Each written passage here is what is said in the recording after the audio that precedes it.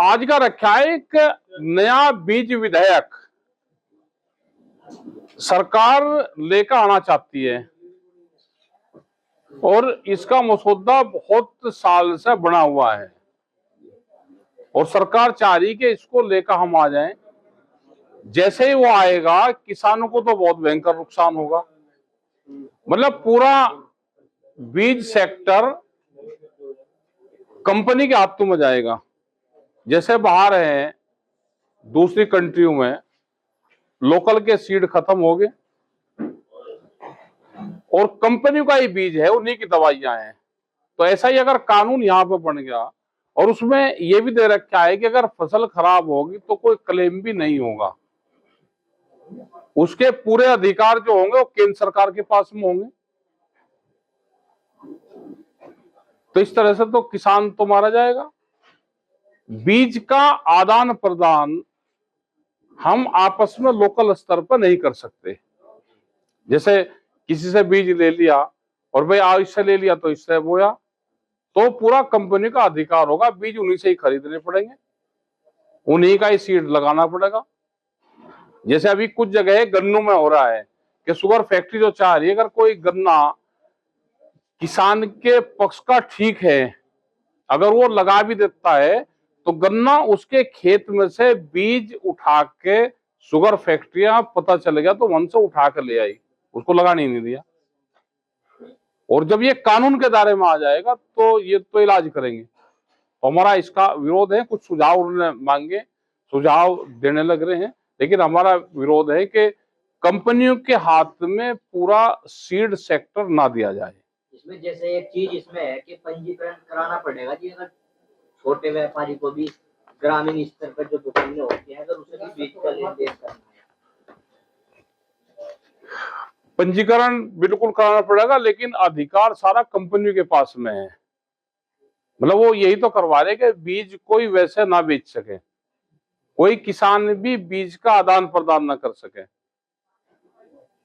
और जिस कंपनी के सीड है उसी कंपनी के पेस्टिसाइड आ रहे। तो अपनी मर्जी से, जैसे यहाँ पे बीटी कोटन आया, जो कपास आया वो एक आया और उन्हीं कंपनियों की दवाइयां आई और वे बाद में वे भी फेल हुए। तो जो महाराष्ट्र में आत्महत्या सबसे ज्यादा हुई वो कपास का किसान था जिसने आत्महत्या सबसे ज्यादा करी। अगर सब बीज इस तरह के आएंगे, वे फिर अभी हाइब्रिड आएंगे, हाइब्रिड के बाद में जीएम आएंगे, तो किसान और खेती पूरी बर्बाद और कंपनी के हवाले चली जाएगी। आज भी बहुत सा अहम धान का, जवार का, बाजरी का, इनका बीज लेते हैं तो बाहर का बीज है, हमारे यहाँ पैदा होता ही नहीं। धीरे धीरे कुछ किसान ने छोड़ दिया, कुछ बाहर की कंपनी धीरे धीरे हावी होती जा रही है। अभी इसको कानून के दायरे में बांधना चाह रहे हैं और उसमें दे रखे, पूरा दे रखा, ये पहले नंबर पे ही दे रखा कि अगर नुकसान होगा तो उसकी जिम्मेदारी सरकारों की नहीं होगी, कंपनी की, उस पर कोई केस और वो नहीं चलेगा। तो क्या इस तरह से कोई बच जाएगा?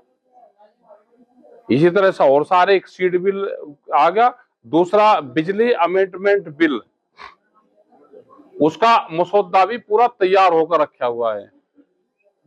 ये जो मीटर लगाने की योजना चल रही, स्मार्ट मीटर की योजना चल रही, घर घर बिजली मीटर के माध्यम से देने की है, वो उसी का ही पूरा प्लेटफॉर्म तैयार करा जा रहा कि बिजली को प्राइवेट सेक्टर में दे दिया जाए, लेकिन उसका पूरा प्लेटफॉर्म बना कर देंगे।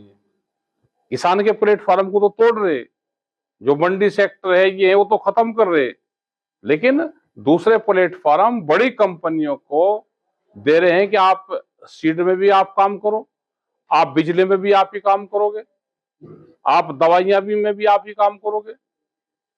तो बड़ी बड़ी कंपनियां हावी होती जा रही है, पूंजीवाद, और पूंजीवाद से जनता को नुकसान होगा। हाई प्रोफाइल वाले जो पूंजीवाद आ रहा है उससे आम जनता को नुकसान बहुत होगा। जैसे अभी लखीमपुर खीरी में गन्ने का आपका कुछ रेट प्राइवेट वाले ठीक देने लगे, 450 रुपए तक भी दे रहे, तो उनके क्रेशर बंद कर दिए, उन पर कानून लगा दिया, उनके जो सल्फर है वे बंद करने लग रहे। वे बंद करेंगे, शुगर फैक्ट्री को गन्ना जाएगा। 2-1 साल बंद कर दो तो खत्म हो जाएगी जो यूनिट है। तो बड़ा पूंजीवाद देश में पैर पसार रहा है। आगामी 11 दिसंबर को सरकारी से ला दिया है सदन में। हमारा विरोध है। 11 दिसंबर तक का इसमें टाइम है। 11 दिसंबर क्या इनका महत्वपूर्ण दिन है कि सारी चीजें 11 दिसंबर पे ही इन्होंने रख दी, और इनका है कि 11 दिसंबर तक इन्होंने कुछ सुझाव मांगे, कुछ भी मांगे। सुझाव तो कौन किससे मांग रहा है। हमारा तो विरोध है इस पे, पहले से भी हमने विरोध करा है और आज भी हमारा विरोध है इस पे।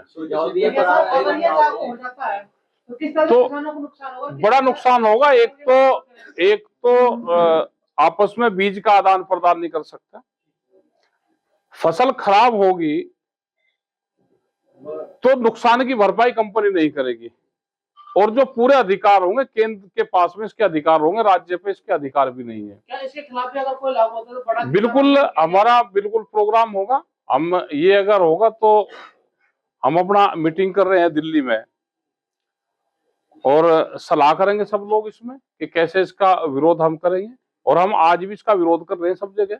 सुझाव की जैसे बात आई है, अगर सुझाव आपसे मांगे सरकार तो क्या सुझाव दोगे आप? क्या हो सकता है इसमें सुझाव की जहां तक बात है, सुझाव भी मांगेंगे, हम दे भी रहे हैं। अभी तो हमने इसको मैंने करा कि इसको लागू मत करें। अगर सुझाव मांगेंगे सुझाव हम इनको देंगे इसमें। 11 तारीख को क्योंकि लागू हो रहा है, तो 11 तारीख नहीं, अभी लागू नहीं है। इन्होंने सुझाव मांग रखे उस तक, ये सदन में शायद ये रखेंगे। अभी सत्र चला हुआ है तो वहां पे जो विपक्ष वाले लोग भी होंगे उनसे भी कहेंगे कि इसका आप वहां पे विरोध करो, और जो जो इसमें खामियां हैं इसकी बातचीत वहां पे रखो। आप इसमें अपना पक्ष वहां पर रखना चाहिए। 1966 और 1983 में कानून बनाया गया है 1966 और 1983 में बनाया गया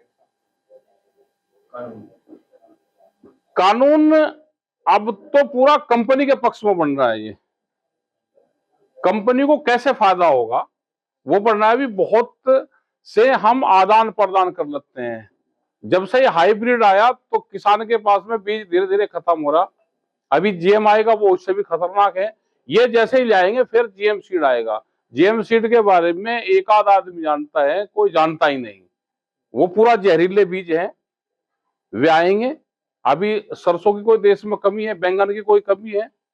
26 वेजिटेबल फसलें हैं जो सरकार के उस पर रखी हुई हैं, और बहुत से हमारा अनाज है। अभी वो लेकर आ रहे थे, गेहूं पर लेकर आ रहे थे मोहन मंडप के नाम से, तो हमने उसका विरोध करा पूरा।